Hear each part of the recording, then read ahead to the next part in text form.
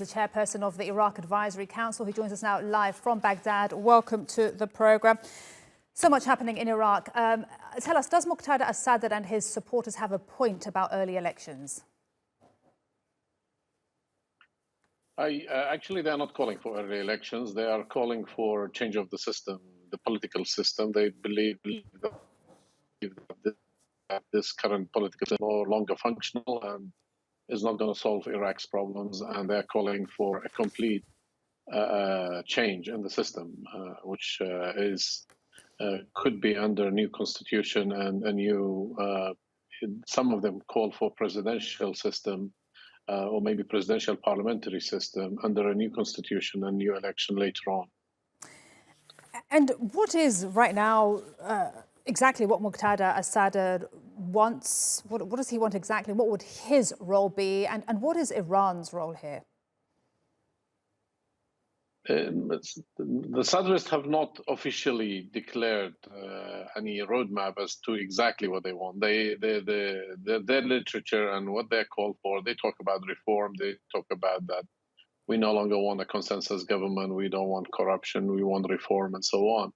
But in practical terms, they have not really declared exactly what is it practically what could happen and how they will go about achieving it. So details are scarce when it comes to what exactly they want. But one thing for sure is clear.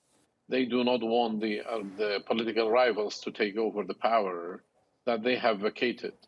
And in terms of Iran, Iran have kept quiet on hold this process for the last 2 weeks, we could say. Mm-hmm. We only heard a statement yesterday from the Foreign Office to say that whatever happens in Iraq is an Iraqi matter and the political parties need to resolve it themselves. And if I may go back to your report that you mentioned Mohammed Sudani as a pro-Iran candidate, I think this is false.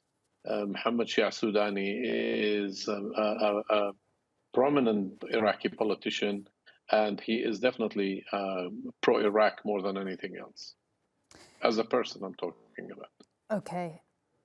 And just more broadly, how can you explain to our audience why is there such turmoil in Iraqi politics? Why have the last 10 months experienced such turmoil?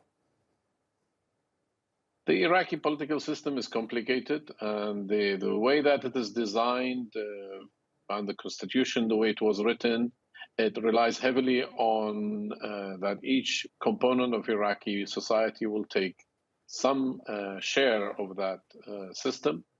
And in the past, that the Shia political parties used to share power and they used to share whatever comes their way. And the problem is they are very almost equal in terms of power. This is the first time where one party, which was the Sadrist, that got the upper hand and got a lot more of the votes. And as a result, the other parties who were on the losing side refused that, and they conspired, they got together, they conspired to prevent him from forming a government, and they prolonged the whole process.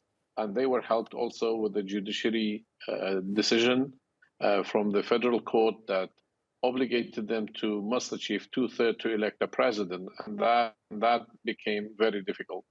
It is, in a nutshell, it's a power struggle between the political rivals, and they are unable to resolve this power struggle for now. Okay, a power struggle. Farhad Alaaldin, for now, thank you very much indeed, chairperson of the Iraq Advisory Council, live from Baghdad. I appreciate you breaking down this complicated story for us.